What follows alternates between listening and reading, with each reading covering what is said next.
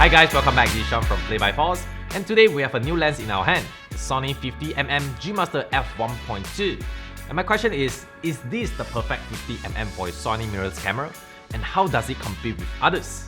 And in this video, we're gonna find out with some tests. Today we have three competitors in our hands, which are the Sony Zeiss 55mm F1.8, Sony 50mm F1.8, and lastly the Mitakon 50mm F0.95.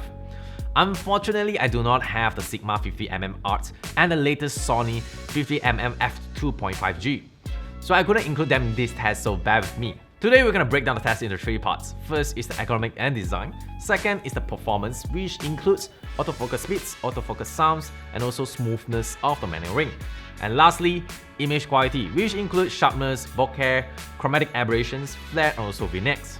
Without further ado, let's talk about the first test, which is ergonomic and design. The Sony G Master weighs around 778 grams, followed by the Mitakon weighs around 720 grams. As our Sony Zeiss 55mm is less than half of the Sony G Masters. It weighs only 280 grams. And lastly, and also lightest, goes to the Sony FE 50mm F1.8, which only weighs 186 grams. Length-wise, all of them look similar, except the significantly longer Sony G Master 50mm. Sony Zeiss 55mm and the Sony 50mm have the maximum aperture of f1.8, followed by the f1.2 from the Sony G Master, and lastly 0.95 from the Mitakon. Even though the Mitakon 50mm have the widest aperture, yet the Sony G Master 50mm has the most diagram blades. Mitakon 50mm and Sony 55mm have the same number of blades, and of course the smallest 50mm has the fewer blades. How about physical? First off, all lenses are fully metal constructed, except the Sony 50mm F1.8, which is made by plastics, and it does not have any weather or dust seal. Same goes to Mitakon 50mm F0.95. Both Mitakon and the Sony G Master have a physical aperture rings. The 50mm G Master F1.2 has the aperture ring that can be declicked or clicked with an on-off switch on the lens. This can be very handy for photos and video at the same time. Furthermore, the Sony G Master 50mm F1.2 has the AF/MF buttons. I understand Mitakon's is a manual lens, so there's no surprise that there's no dedicated button for that. But strange enough, the Sony Zeiss 55mm and the Sony 50mm F1.8 do not have a dedicated AF/MF buttons. Even one of the smallest, cheapest Canon RF 50mm F1.8 has the dedicated buttons. Anyway, the one good thing about Sony lens is the focus hold buttons, which is customizable. The Sony 50mm G Master have two focus hold buttons, and as for Sony Zeiss 55mm has one. The rest do not have any dedicated customizable button. Based on the design and economics, the Sony G Master 50mm F1.2 is jam-packed with features and well-designed, but it comes with a price. The Sony G Master costs $2,000 USD, the Mitakon 50mm F0.95 costs $560 USD, the Sony Zeiss 55mm costs $900, and the cheapest among all, the Sony 50mm F1.8 costs only $200 USD. So next up is the performance. Let's start with the autofocus. I have been using the Sony lenses for years, and I can assure you that their lenses never fail me. Three of the Sony lenses, include the cheapest among all, perform smoothly, snappy, reliable, and super accurate. Honestly, based on the test, I can't tell which is the best, so I'll give a tie, except the non-autofocus Mitakon. All of them perform extremely well in the autofocus test, but how about the noise from the autofocus? So we filmed the entire test indoor with the Zoom H1 and besides the camera. But before we go to the result, let's listen to the test.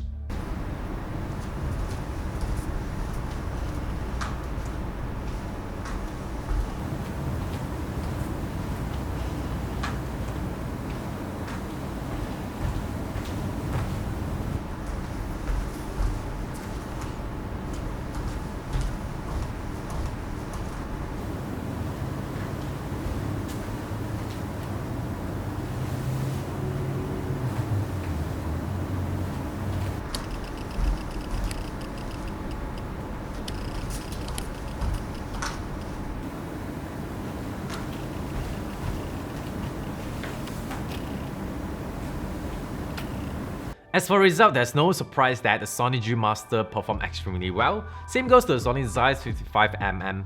Both of them perform extremely silent. However, the Sony 50mm definitely shows the weakness when it comes to a lower price point. You can definitely hear the motor noise in a very quiet environment. The Zoom H1N definitely pick up the motor noise, but when it comes to in-camera footage, it's not as bad. Yes, you're still able to pick up some noise in the in-camera footage, but it's not as bad when it compared to the Zoom H1N. So something to keep in mind. If you're a filmmaker, I'm pretty sure you are very interested with this test because normally a still lens don't do a good job with full focus. So to prove my point, we're going to conduct a very simple test. We're going to focus 3 subjects in a frame, which is the flamingo, seahorse, and the backgrounds. We're going to tape 3 marks on the lens and see how consistent and accurate we can go when we are doing a full focus. There's 3 different types of focus systems.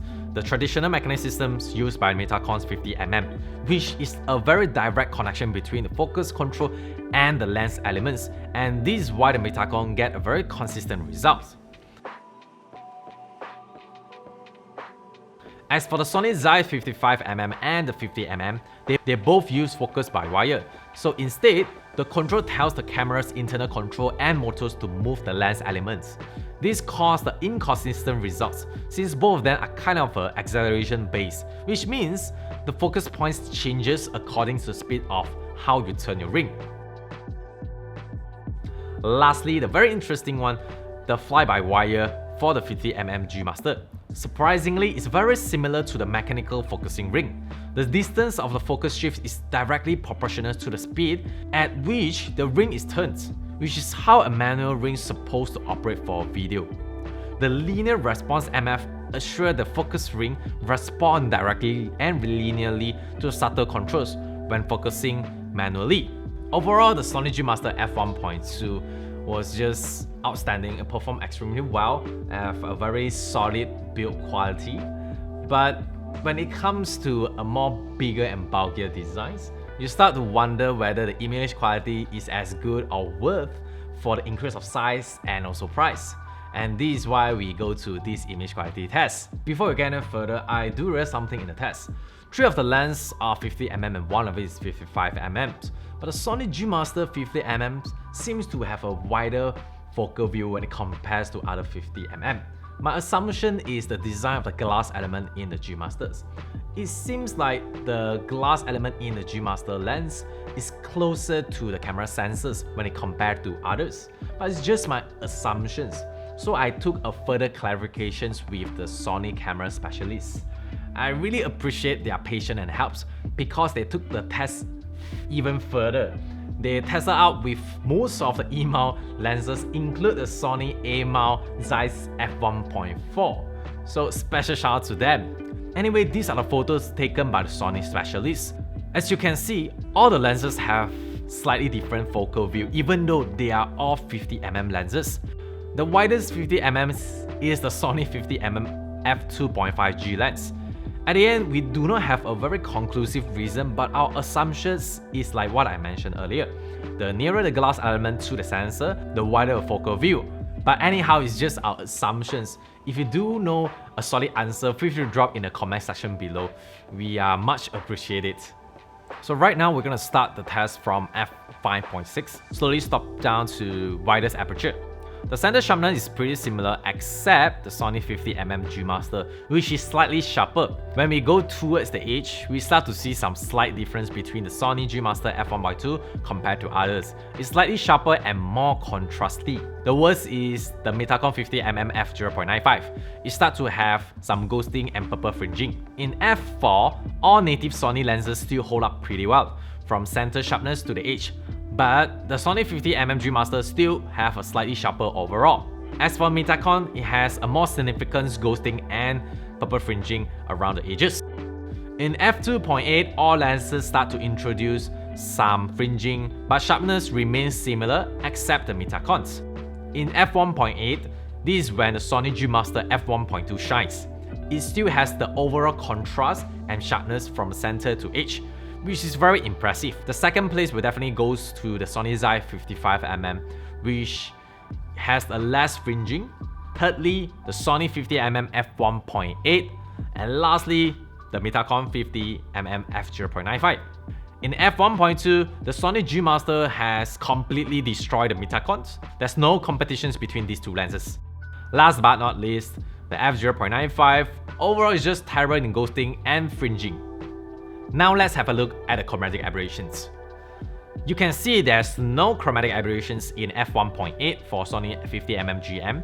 Surprisingly, the second place goes to the 50mm F1.8, followed by the Mitakons, and lastly the Sony Zeiss 55mm F1.8. This might not be a huge issue if you are taking photos, since you can fix it in post easily, but video couldn't do much with it. Another thing we're going to look at is the distortion and vignette. Normally, distortion doesn't happen in a 50mm focal length, but the Mitakon seems to have more distortions when it compares to other lenses.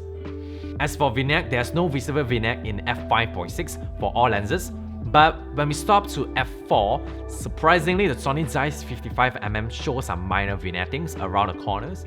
Others holds up pretty well, even the cheapest Sony 50mm F1.8. All lenses seems to have lesser vignette in f2.8, but they all started to have more vignette after f1.8 onwards.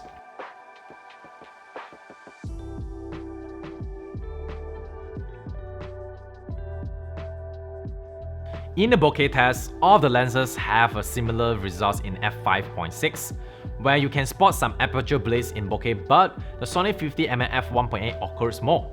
The shapes gets more intense when you step down to f4 and f2.8.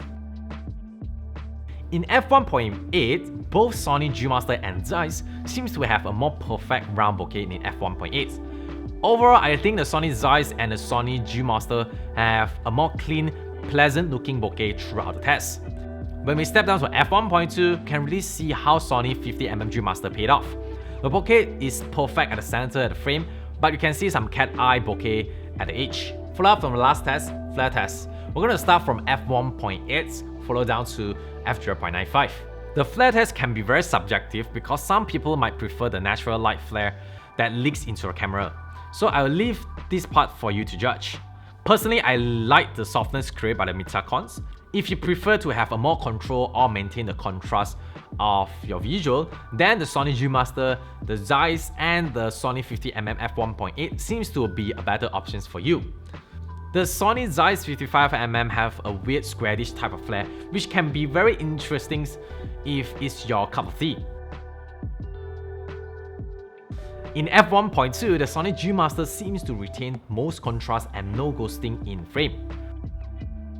Lastly, f0.95 Mitakons, the flaring is just very visible and creates tremendous ghosting in the shots. So is this the perfect 50mm lens? Unfortunately, I couldn't give you the answer for that because for me, a perfect lens would be considered have the great image quality, great autofocus, and great price point.